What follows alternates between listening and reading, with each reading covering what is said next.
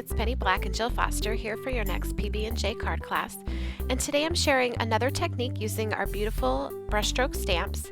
And this technique I'm just calling an easy ink pad technique. So there's lots of advanced techniques with these stamps, but I wanted to show you something just a little bit quicker and a little bit more simple. So here's a look at the card, and the stamp that we're using is called Gentle Whisper. And I'm going to be using the Sukaneko Memento Luxe inks on this stamp. And I just love how these inks pick up all the details of these brushstroke stamps. So I'm patting on a green, and I list all the exact colors at the end of the video. So for all the inks, I'll have the exact colors listed. I started with a lighter color, and then I am now grabbing a little bit darker color, and I'm just going to pat that on just to add some variation. I didn't notice much transference of the lighter color onto my darker ink pad when I went over the top, but if you just rub it on a piece of scratch paper, it will be fine. Next, I'm patting the ink pad onto the blossoms, and I'm really doing my best to just get it onto the blossoms, but if you get a little bit onto another part, I'll show you later in the video how you can fix that. And then using the corner of the ink pad, I'm just adding another darker color, again for more variation.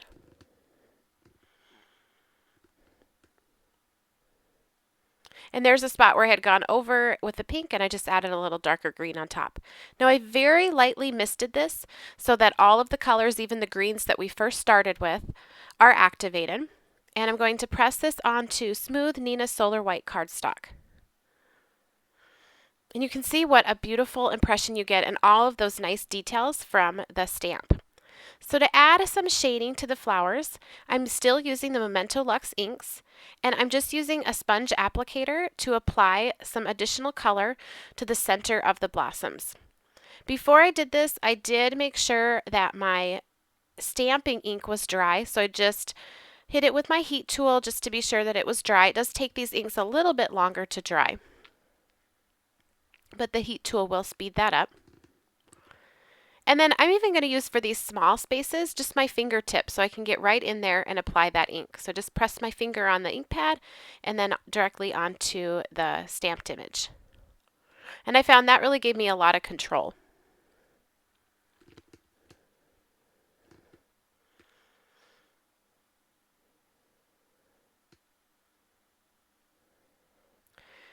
Now I also wanted to add some extra shading onto the leaves. So using the same colors that I stamped with, I'm just picking that up with my fingertip and rubbing it onto the stamped image. Like I said, these inks stay wet just a little bit longer, and so it gives you time to blend that in.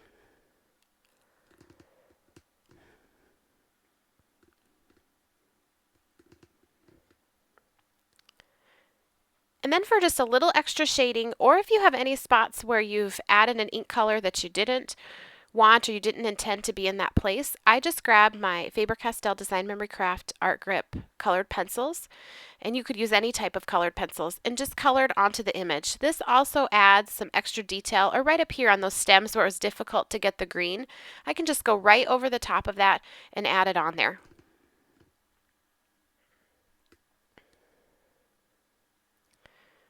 And I'm just going in now with a little bit lighter color and blending that as well.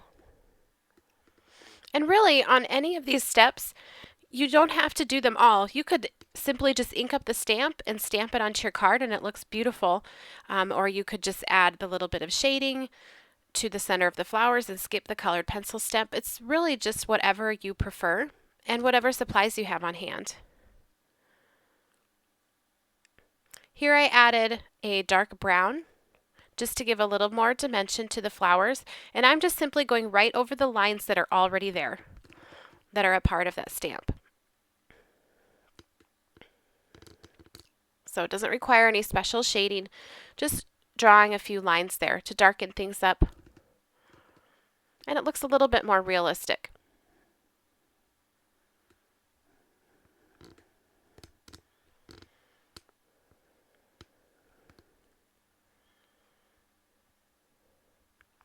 These brushstroke stamps, like the one I'm using here called Gentle Whisper by Penny Black, they're nice large stamps, so they can be used for mixed media, but they're also great on cards because they just fill up that entire front space of the card. This is a standard size card that I'm working on, and it can just be your main focal point that you see on that card.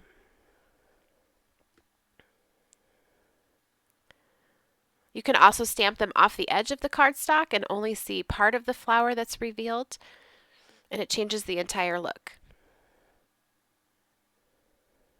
So here, just a little bit more black to the center of these flowers.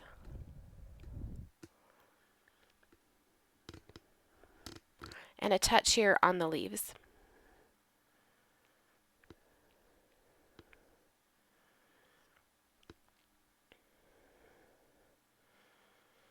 Now, to give my background a soft look, I'm going to use Versamagic ink in the color of wheat and just press that ink pad directly onto the edge of the cardstock. This is one of my favorite ink pads and colors for adding like a tea dyed, just a soft look to the edges of a project if you don't want it to be super bright white.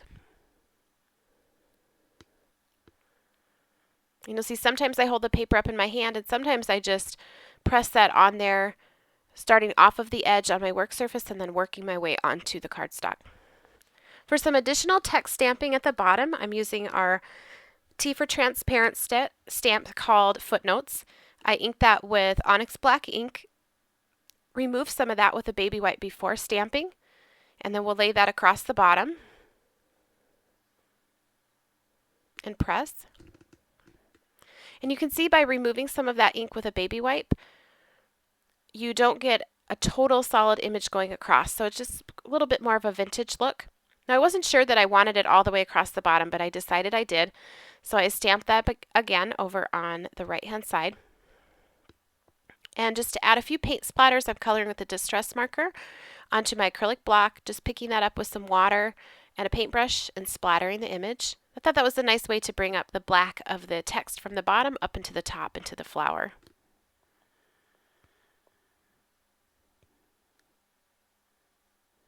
And then I wanted that text that I stamped to recede a little bit more into the background.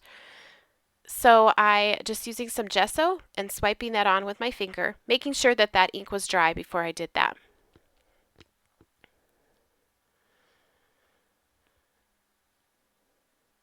And I also added a touch over here on this corner so that it unified the design.